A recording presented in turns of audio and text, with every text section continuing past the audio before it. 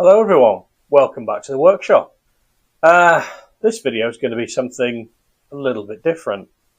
Not terribly different because there's the BSA Bantam engine next to me, but different enough I think. First of all, it isn't mine, and secondly, it's a B175. So sufficiently different from the things I have been doing. And it comes with a bit of a story, which I'm going to relate to you. Why is it here? And what are we doing with it? Well, let me tell you. Quite recently, one of my viewers, Peter, contacted me and said, Dean, I found a B175. It's been outside in a garden for a number of years, and the engine's stuck fast. Do you fancy having a look at it and seeing if you can do something with it? And I said, okay, we'll have a look. Making sort of no promises at the time, but keen to channel my inner Dale Swager and save one, save another one. If it's been out in the garden for years and it's survived, then let's have a go at saving it. So we arranged a time for him to come around and visit me. And this weekend, he came over and we met, and he dropped off the engine. But I wasn't quite prepared for the story that came with it, which is for those of us that like old motorbikes or vintage vehicles, machinery of any kind. It's a bit of a it's the ultimate story, really, of how he came across this. And Peter is about, I would say, roughly 10 years older than me, 9 years older than me, something like that. I hope I'm not being impolite. But when he was 10 or 11 years old, the kind of bikes that he used to tear around the farms and farm tracks near where he lived were BSA Bantams, because you could get them quite cheaply, sort of 45 or 50 years ago.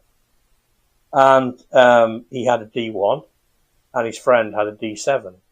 And he was always kind of envious of his friend's D7, because to him, as a sort of 10 or 11-year-old boy, it looked more like a proper full-size motorbike. So he always had a bit of a soft spot for that old D7. Anyway, incidentally, the kind of bikes that I used to tear around farm tracks on when I was 10 or 11 were things like Honda Cubs and C50s and Honda SS50s and things like that.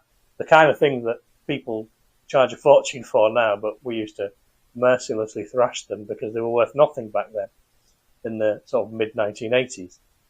Anyway, digressing ever so slightly there. So the years pass, and Peter does not have a BSA Bantam.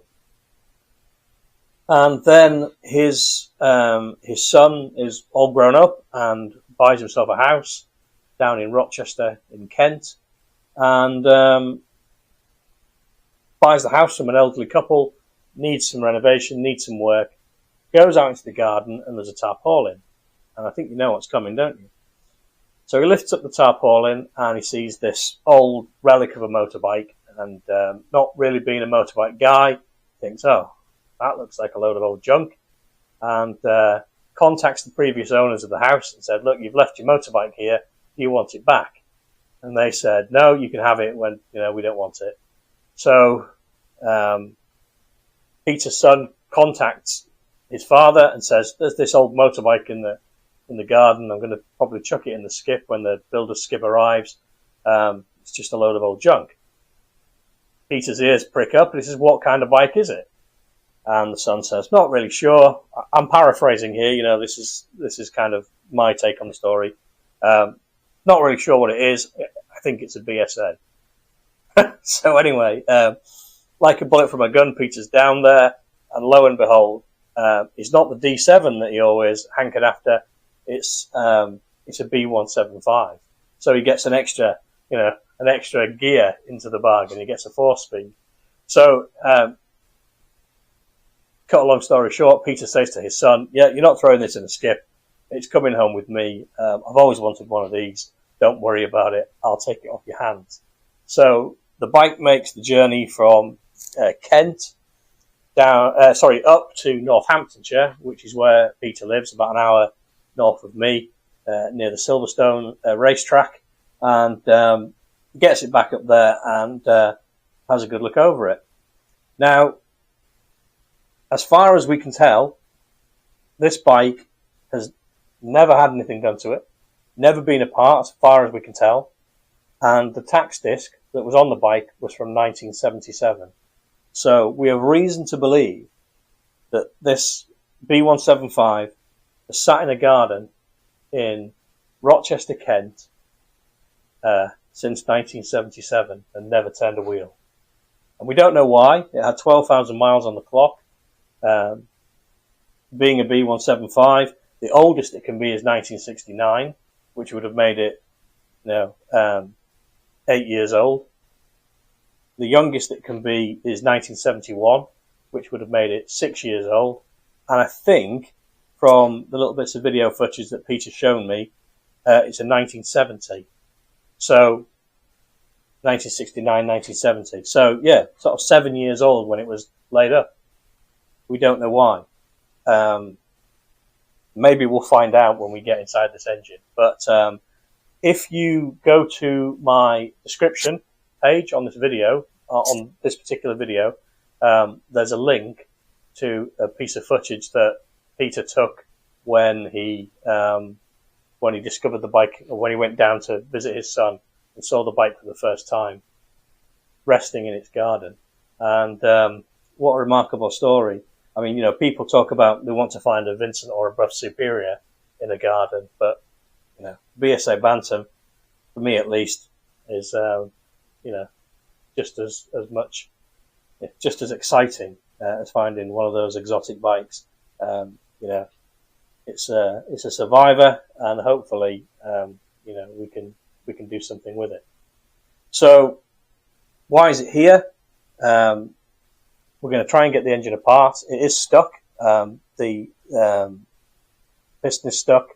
We're going to try and get it apart, give it a really good clean up, and just have a really good look over it, take some measurements, and then I'm going to go back to Peter and say, this is what it needs. Over to you. What do you want to do about it? And then it's Peter's engine. It's his decision, and he will then let me know. So, for the time being, it's here at Retromeccanica, and it's going to get some attention. And I think possibly, apart from some things that I'll show you, I think it's the first attention that it's ever had since it was put together at BSA. So I will stop waffling. That was quite a long intro. I appreciate that, but I wanted to, just to get the story across to you, really, because it's just one of those things, isn't it? You buy a house, you go in the garden, and there's a classic bike under a tarpaulin that's been sitting there for years, waiting to be discovered. It's it's the stuff of dreams for us old bike nuts, isn't it, really? And I thought that I would share that with you, and I was very pleased and very interested to hear it from Peter, who was lucky enough to, be the finder. Right, I'll stop waffling on, and we'll move on and have a look at this engine. So now that we know the story of its discovery, let's meet the beast. And here it is. As you can see, it's a B175 center plug head. Probably can't see that. It's a little bit out of shot. There you go. Center plug head, and all in one piece, apart from the carburetor, which I've already removed. Here it is. And that is a concentric 626, which is the right carburetor for the machine. And I've got no reason to doubt that it's not the original carburetor. But I'm absolutely sure that it is. And judging by the way the nuts came off and the way the gasket separated, it may never have been off in the life of the machine. So possible that we're the first ones since whoever put it together at BSA to peer down the inlet port. But anyway, I removed the carburetor for a reason, and we'll come to that.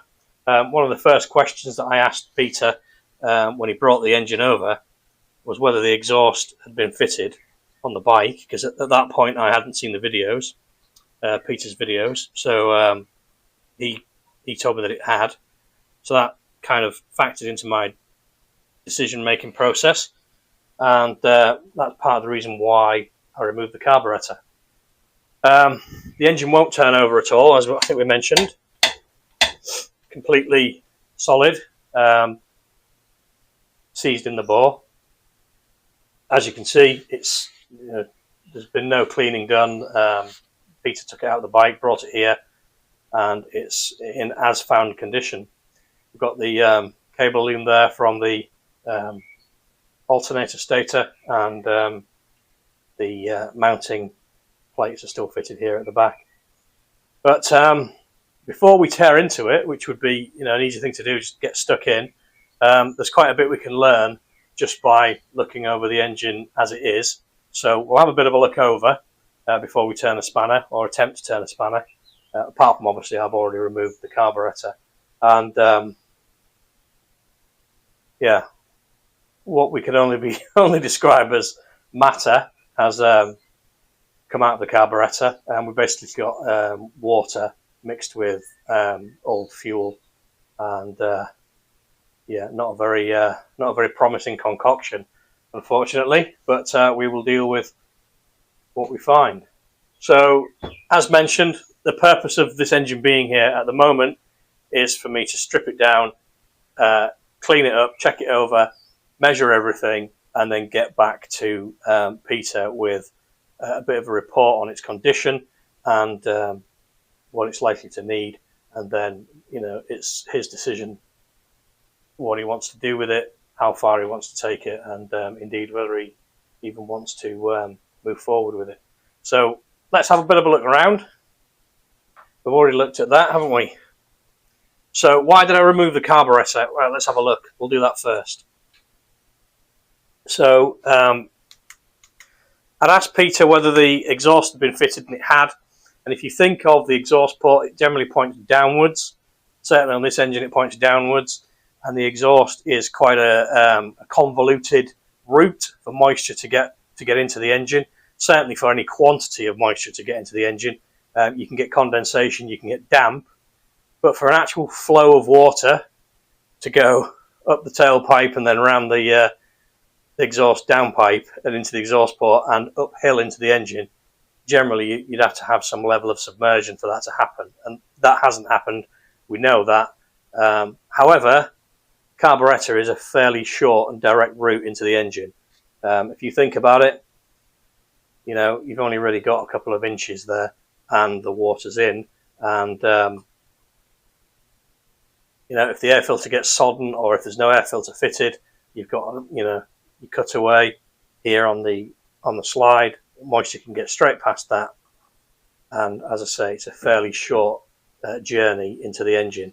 So that was the first thing I wanted to check, and I've already had some maintenance fluid down there with the pressurized squirty bottle, and when I first looked in there was all manner of little eyes looking back at me, and fur and all kinds of stuff. So I thought, the piston was likely to be corroded to the barrel on this side, and it was. But a lot of that is washed off with the maintenance fluid. But I don't know if you can see that. I may have to go handheld in a moment. The unfortunate thing, and what I wanted to check, was where the piston was in the bore, what position it was sitting at.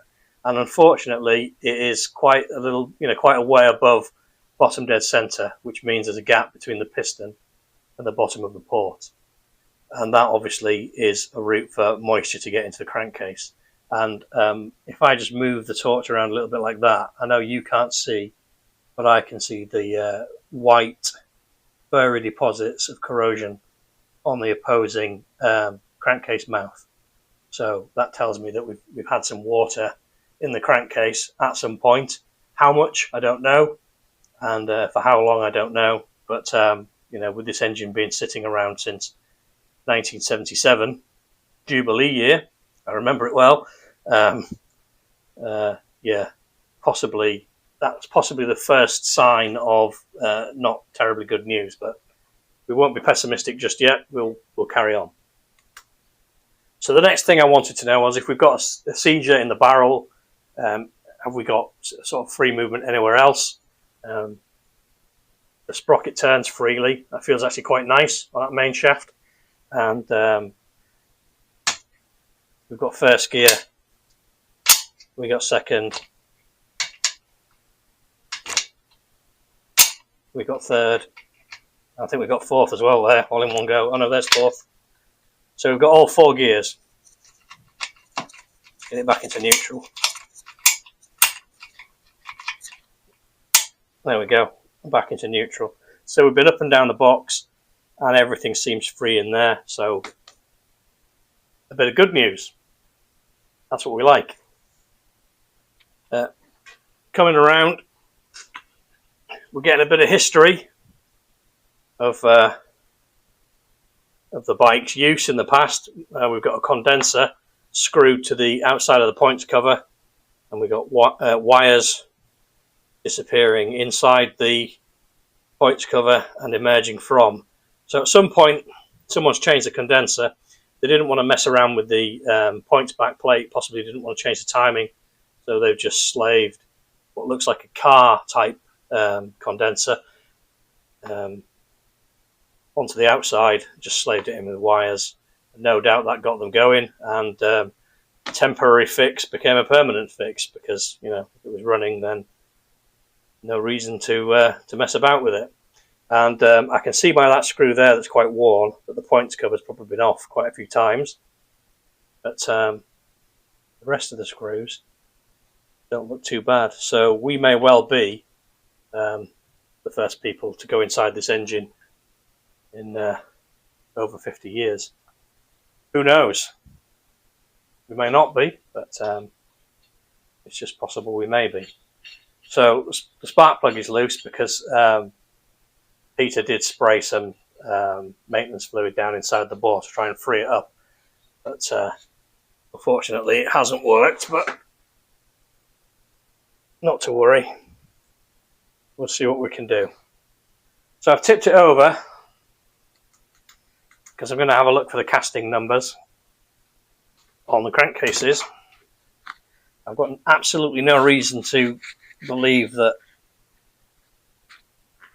they'll be different because I think this is an original engine, and as I say, I don't think it's been opened, but we'll have a look anyway. So I've got B179L for Lima, and I've got B819L for Lima. So we've got matched crankcases, which, like I said, I have no reason to suspect we wouldn't have, but it's always nice to check. So the engine is a replacement crankcase, or it isn't a, you know, 2 engines made into one, so that's always a good news. Right, we're going to have a look at the engine number now. And I'm a little bit worried that all of this corrosion on here is going to give us a problem.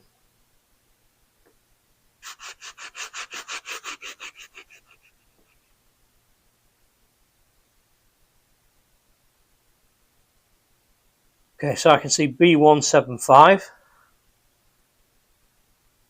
which is a win. I can see 541.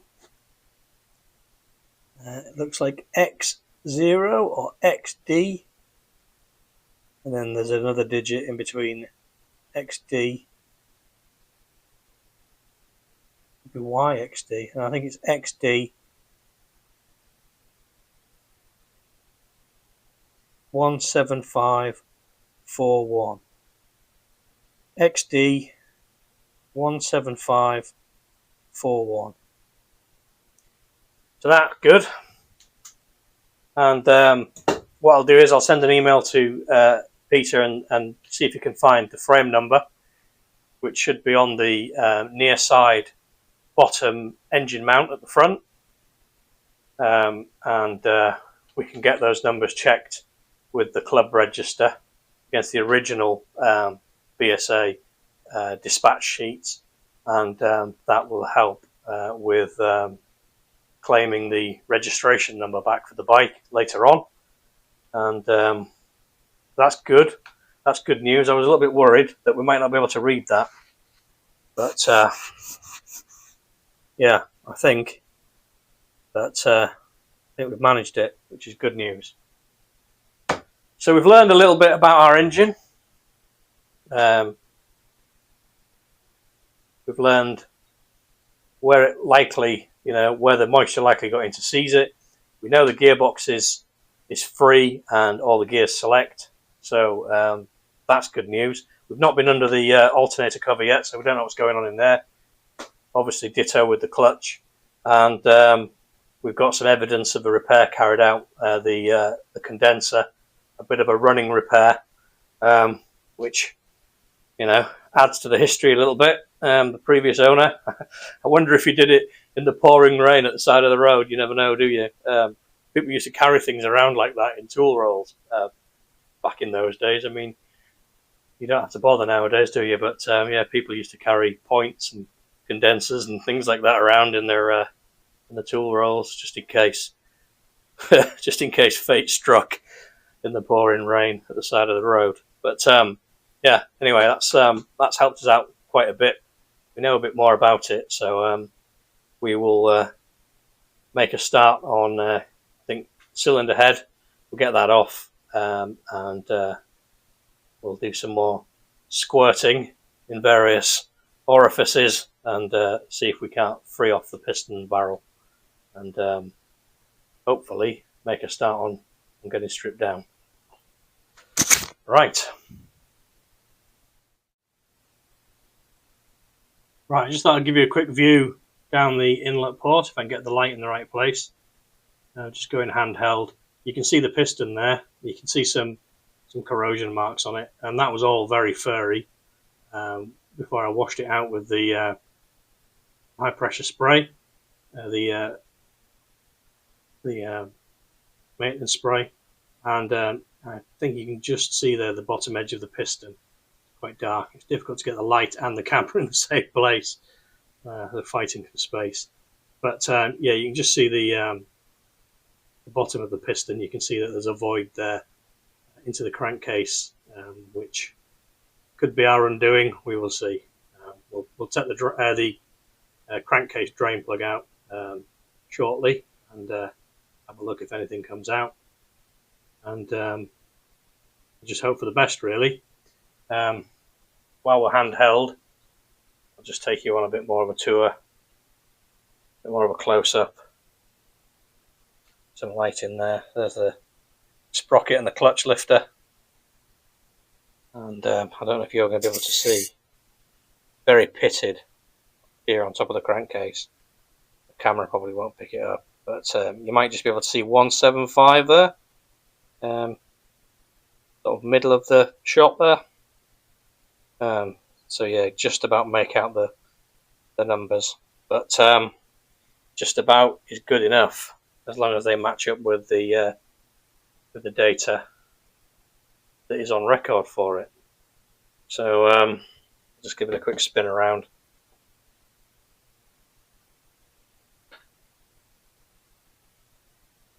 And just let you have a bit more of a close-up view. There's the cheeky condenser down there, and I'll get you a view of the exhaust port. Maybe you can just about see the piston through there. That was pretty clean, to be honest with you, which again is what I'd expect.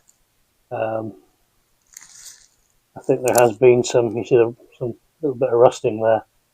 There's definitely been a flow of water or a flow of moisture through the engine at some point. Excuse me. So we'll deal with what we find when we get inside. Right, I have removed the cylinder head, and it came off really, really well. These three nuts with a bit of a soak with the old magic fluid. These three came undone with the assistance of my small breaker bar. Yeah, not bad at all. And then the last one came out with the stud, but it will clean up. The stud's in good condition, and there's nothing wrong with the threads. Just a little bit of mank on the top there that stopped the nut from coming undone, but all good. Head gasket was fitted, and again, I know I keep saying this, I think we're the first to go in here since the bike was put together, and judging by the lack of carbon in the cylinder head, well, there is a little bit of carbon, but not a great deal. I'm inclined to believe the 12,000 miles on the odometer. Let me get you a little bit closer in so that you can see what we found in the top of the cylinder.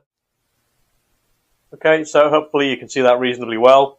I've given the piston a little bit of wipe off with some workshop towel. This was filled up with penetrating oil. I don't know what type, but a type of penetrating oil that Peter had put down the plug hole to try and free things off. So I've dried all of that out at the moment and revealed pretty clean piston crown, little bits of carbon around the outside, and the letters STD on the piston. So standard piston. I've got vinyl gloves on, so not quite my fingernail, but I can't feel anything at the top of the barrel. There's no wear step or anything like that, and certainly this part of the barrel that we can see, I can still see the hone marks from when it was new. So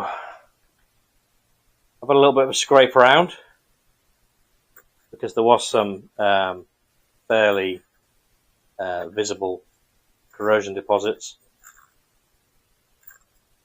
here on the piston crown, and put a little bit more penetrating oil in. Now it's not disappearing, but I can see some little bubbles rising. So hopefully that will work its way in a little bit further. Once that's hopefully soaked down, I'm going to invert the engine. We're going to put some penetrating oil in the exhaust port and allow it to run downwards up the piston towards the crown and hopefully get to the rings at the bottom. We'll do the same with the inlet. Just let that have a good soak in, and then we'll have a go at freeing it off. But how fantastic would it be if we could get this thing free and just get away with a hone and a set of rings? I know that's wishful thinking, and you know we haven't seen where the piston rings are, and they're probably eaten into the barrel. But let's remain positive. How fantastic would that be to get away with a really good hone and a set of rings? I would weep with joy, my friends. I truly would, if we could do that. But we'll see what we can do. We're getting ahead of ourselves, and I just need to. Well, I'm getting ahead of myself. I just need to get this thing unstuck and get the barrel free from the engine. So this is where we're going to leave it for now. I won't be filming every little bit that I do, because obviously this is somebody else's engine, and I've said that I'll get on with it, and I do need to make some progress with it.